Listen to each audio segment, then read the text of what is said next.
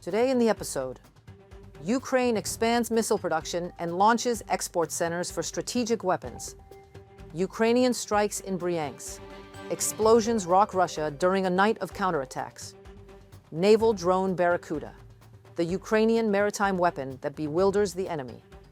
President Volodymyr Zelensky delivered a measured assessment of Ukraine's current situation, underscoring both the advances in strengthening national defense and the ongoing efforts to deepen cooperation with European partners. He stressed the need to boost domestic production of weapons and technology, while also reinforcing the nation's energy and economic stability in the face of Russian aggression.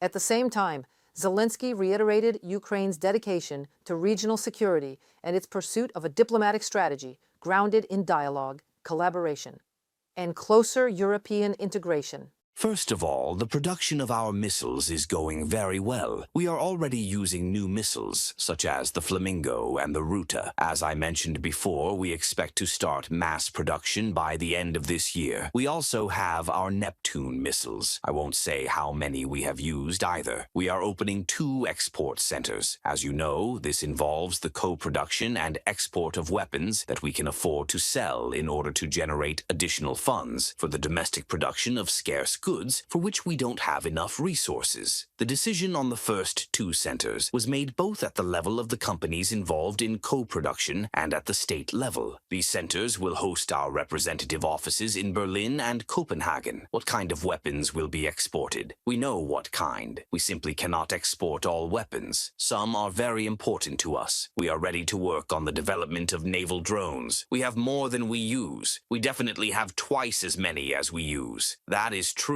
Also, in my opinion, we have other weapons as well. There are also artillery systems. Although not many, ours now produce quite a lot. This requires a budget. Peace in Ukraine, which Donald Trump constantly advocates for, is the only possible way forward. This was declared by the U.S. ambassador to NATO, Matthew Whitaker, during his visit to Kyiv, where he met with Ukrainian President Volodymyr Zelensky. The U.S. representative expressed his support for the Ukrainian head of state. He also stressed that the war unleashed by Russia must end as soon as possible. Whitaker, leading a NATO delegation, also held talks with Ukrainian Defense Minister Denis Shmyhal. The meeting focused primarily on protecting Ukrainian airspace from Russian drones and missiles. The main topic of our meeting was Ukraine's needs for the coming winter. The General Staff of the Armed Forces of Ukraine and the Intelligence Directorate of the Ministry of Defense presented substantial reports to our partners. Our colleagues' attention was drawn to air defense capabilities and the development of layered protection, air defense missiles, interceptor drones, and radar systems. Today, Ukraine not only needs assistance, but is also ready to share its expertise in air defense development with allied states. A free skies must be reliably protected against enemy aggression. Denis Shmyhal, Minister of Defense of Ukraine, on X social network. The comment made by the spokesperson for Russia's Ministry of Foreign Affairs, Maria Zakharova, on the collapse of Port of the Roman Tower, Torre dei Conti, revealed just how far Moscow, in turn, has collapsed morally. This was reported by the ANSA news agency, citing sources from Italy's Ministry of Foreign Affairs. They described Zakharova's words, quote, as dirty and alarming, and pointed out the abyss of vulgarity into which the Russian leadership has sunk. It is worth noting that, the day before, part of a 29-meter medieval tower in the historic center of Rome, near the Colosseum, collapsed.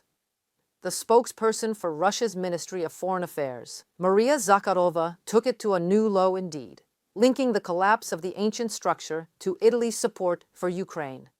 No one in Italy, absolutely no one, would ever have thought of rejoicing or speculating over an accident, a tragedy in which we are all still involved as the Italian people. As Italy, we will always and in any case express solidarity and friendship for the most vulnerable, for those in difficulty, for those under attack. That is why we support the Ukrainian people, because we are Italians. From the ANSA agency publication, citing sources from the Italian Ministry of Foreign Affairs, Russia is stepping up efforts to stir anti-Ukrainian sentiment in Poland.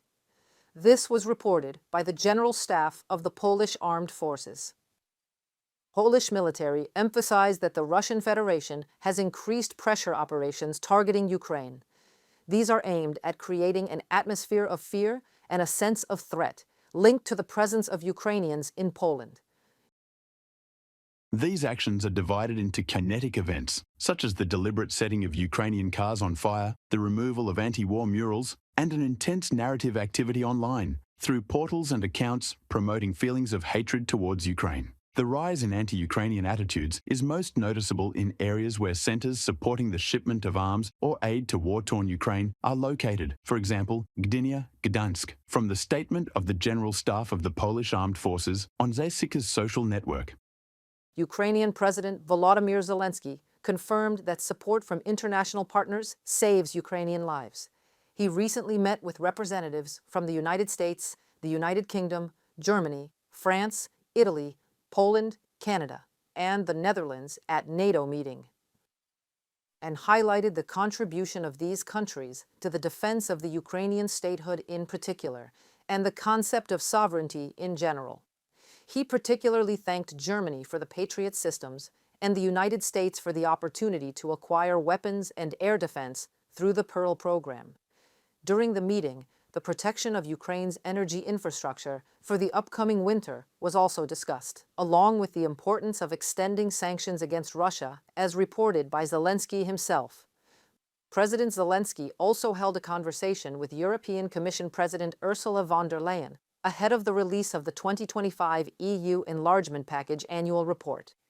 During the discussion, they covered Ukraine's progress in its EU accession process, energy cooperation prospects, and the next steps to implement the agreements reached between Kyiv and Brussels. We, the EU, are working on options to ensure the necessary sustained financial assistance to Ukraine. Tomorrow, we will adopt our enlargement package, which will commend Ukraine's remarkable commitment to its European path over the past year. The Commission's message is clear: Ukraine is ready to move forward. Ursula von der Leyen, President of the European Commission on X social network. Ukrainian Defense Forces eliminated 840 Russian soldiers in the last 24 hours, according to the General Staff of the Ukrainian Armed Forces. Ukrainian defenders also destroyed 5 Russian tanks, 1 armored vehicle, 42 artillery systems, and a multiple missile launcher. Since the beginning of the full-scale invasion, the Russian army has lost a total of 1,145,670 soldiers. Additionally, 425 drones and 94 vehicles, both regular and special types, were destroyed. Agents from the ATESH guerrilla movement carried out an act of sabotage in Bryansk, cutting the electricity supply to the regional Russian Federal Security Service, FSB, headquarters.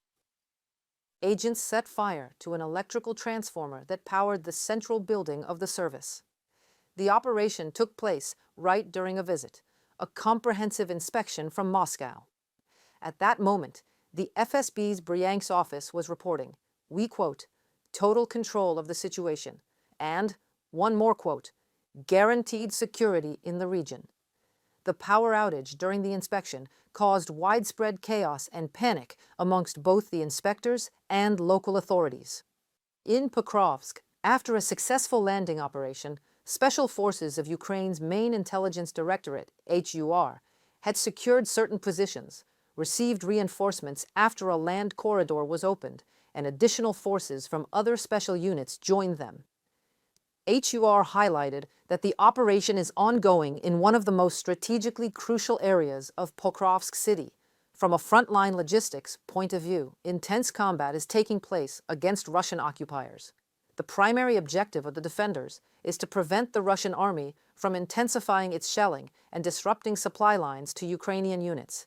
Intelligence agents are working in close coordination with other Ukrainian defense forces. In the last 24 hours, there were 163 combat engagements registered along the front. According to the General Staff of the Ukrainian Armed Forces, the most intense fighting took place again in the Pokrovsk direction, where Russian troops attempted 55 assaults on Ukrainian positions. On the community of Alexandrivka, Ukrainian defenders repelled 19 attacks, and on the Kostiantynivka, 17. In the Kupiansk area of the Kharkiv region, Russian occupation forces launched 14 assaults, while in the southern Slobozhansk direction, particularly around communities of Vovchansk and Vovchansky Hutory, defense forces halted as much as 6 enemy offensives. In the temporarily occupied city of Sevastopol, a Russian anti-submarine ship suddenly caught fire. This was reported by the monitoring channel The Wind of Crimea. The channel reported that smoke was observed coming from a ship of the Russian Black Sea Fleet near the dock at Sujarnaya Bay. Initially, the type of vessel could not be identified, but it was later confirmed to be a small anti-submarine ship of the Albatros type. The Russian Black Sea Fleet has 4 ships of such a type. 2 were evacuated last year to the Novorossiysk base, while the resting 2 remained in Sevastopol, with 1 now set ablaze. The whole Donbas Oblast is on the brink of a technological catastrophe due to Russian occupation. More than 90 coal mines in the territories of the Luhansk and Donetsk regions are flooded, causing massive release of methane, a gas that is highly explosive. According to experts, between 2026 and 2027, the water level in the flooded mines will reach the surface, and the methane, being lighter than water, will inevitably begin to escape massively. Explosions of this gas have already been recorded in residential areas of the occupied territories in the Donetsk and Luhansk oblasts. The occupational authorities, however, are presenting these incidents as alleged domestic gas explosions, without the restoration of proper security protocols and turning back on water pumping systems in those coal mines, and with now no control in the area whatsoever. Russia is leading the region towards an ecological disaster, the consequences of which will extend far beyond the Donbas Oblast. Yet another loud night in Russia. In the Volgograd region, residents reported explosions near the Frolovska substation. The local airport temporarily suspended operations. There were also impacts on a substation in the Kursk region, leaving Ryalsk and several other local towns without electricity. In Lipetsk, power outages were registered as a result of bombings. Additionally, drones attacked the Lukoil refinery in the Nizhny Novgorod region and even reached Bashkortostan, where a petrochemical plant in the city of Sterlitamak caught fire. Necessity breeds innovation. Ukraine simply has no other option but to innovate and develop and offer its top-notch military tech to partners. When there are no rules, become one. As simple as that. Ukrainian new development. Small military boat Barracuda, capable of great things in the story for you. Fast, maneuverable, unmanned. This is the Ukrainian boat Barracuda, which hunts, rescues, and changes the rules of military operations on water. The surface boat is a development by Marines of the Special Unit of the 40th Separate Brigade of Coastal Defense, from idea to combat use. Barracuda was created primarily to protect the waters of Kherson and Mykolaiv. First and foremost, this is operations on water related to special operations, thanks to which we can disrupt the Russians' plans for an offensive on Kherson and Mykolaiv regions. We produce and control it with our own hands. The boat has a modular design. It can be used as a strike platform, delivery vehicle, or for reconnaissance. Barracuda is constantly being improved. There are currently 12 modifications. Each one is tailored for specific tasks. It all depends on the purpose. Either it's a kamikaze or it carries mines, mining straits or striking the enemy. Barracuda can be used as a kamikaze, as a platform for launching FPV drones, and also to install various weapons, such as a machine gun or grenade launchers. The Barracuda boat can bring a swarm of drones as close as possible to the target. This shortens the flight time over open water and reduces the risk of interception. The drone boat is also capable of performing tasks in the most dangerous points. We have a modification that allows us to evacuate the wounded or deliver as logistics, for example, to islands, weapons, food, and so on. This primarily allows infantrymen not to do the work they were doing, for instance, 3 years ago, by hand. The boat is equipped with artificial intelligence and modern tracking systems. It can autonomously navigate narrow channels and reed thickets, detect targets, and plot the optimal route. Barracuda operates not only in river, but also in sea waters. Its range is limited only by fuel. That is, the fuel tank is selected for the task, and as much fuel as needed for that task is filled. Work on water is always risky. The enemy tries to complicate the movement of Ukrainian boats by creating dangerous areas and traps. But even in such conditions, Ukrainian drone operators find solutions and continue their work. The Russians are also not standing still. They mine the water and create so-called boom barriers to obstruct motors and boats. This is a big problem, but we're trying to deal with it. We have various systems that allow us either to evade or to make the mines the Russians drop into the water explode first, and then... According to the Marines, Barracuda reaches speeds of up to 95 kilometers per hour. This makes it a difficult target for Russian drones. To hit a drone that moves at high speed on the water, it takes a very serious FPV pilot with very serious skills. In practice, it takes 3 to 6 drones to hit a Barracuda, and that's also money they're just throwing into the water.